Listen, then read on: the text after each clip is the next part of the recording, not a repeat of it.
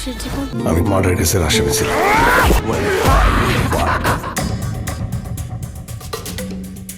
ফুরিয়ে এলো আরও একটি বছর। 2025 সাল ঢালিউডের জন্য এক মিশ্র অভিজ্ঞতার বছর। চলতি বছরে বড় পর্দায় মুক্তি পেয়েছে 45টির মতো চলচ্চিত্র। তবে ব্যবসায়িক অঙ্কের হিসেবে বছরটি খুব একটা স্বস্তিদায়ক ছিল না। 45টির মধ্যে মাত্র 5টি সিনেমা দর্শকদের হলমুখী করতে পেরেছে এবং বক্স অফিসে হিট বা সুপারহিট তকমা পেয়েছে।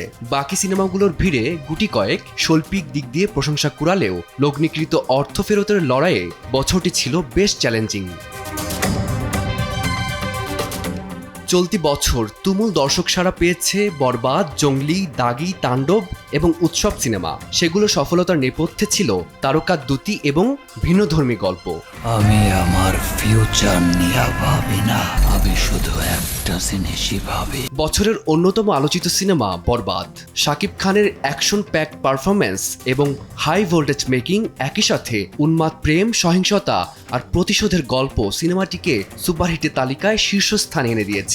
জিল্লু মালদে সংলাপিত রীতিমতো ভাইরাল হয়েছে নেট দুনিয়ায়। তরুণ নির্মাতা মেহেদী হাসান হৃদয়ের অভিষেক সিনেমাটিতে আরও অভিনয় করেছেন ইথিকা পাল, যিশু সেনগুপ্ত প্রমুখ।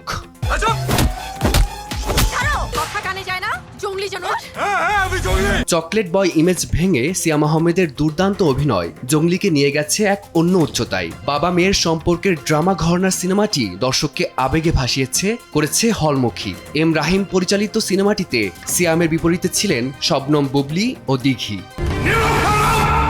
আমি মার্ডার কেসের আসামি ছিলাম। আফরান নিশো ও তমা মির্জা অভিনীত সামাজিক ও পারিবারিক গল্পে নির্মিত দাগি সিনেমাটিতে একজন দাগির আত্ম উপলব্ধি, অনুশোচনার জার্নিতে দর্শকেরাও বড় পর্দায় হয়েছিলেন শামিল। শিহাব শাহিনের দাগি বছরের অন্যতম ব্যবসা সফল সিনেমার তালিকায় যুক্ত হয়।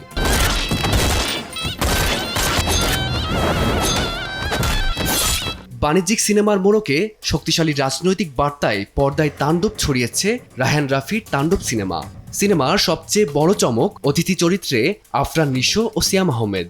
শাকিব, নিশো, সিয়াম, জয়া, সাবিলাকে পর্দায় একসাথে দেখতে হুমড়ি খেয়ে পড়েছিলেন দর্শক। আমি ভাবছিলাম যে হয় আফরান নিশো অথবা মোশাররফ করিম আসবে।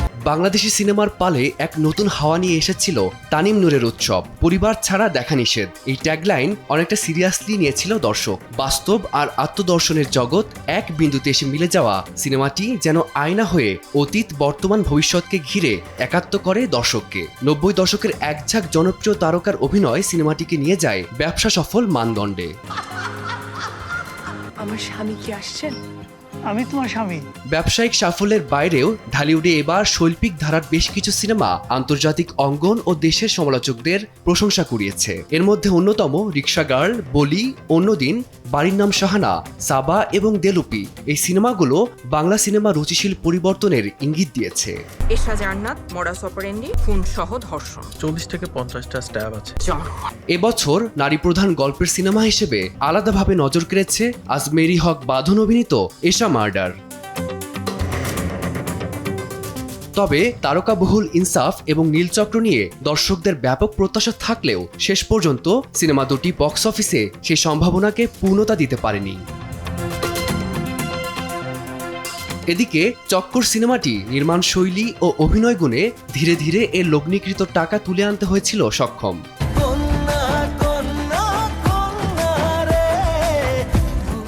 অন্যদিকে সিনেমার চেয়ে গান দিয়ে বাজিমাত করেছে জিন 3।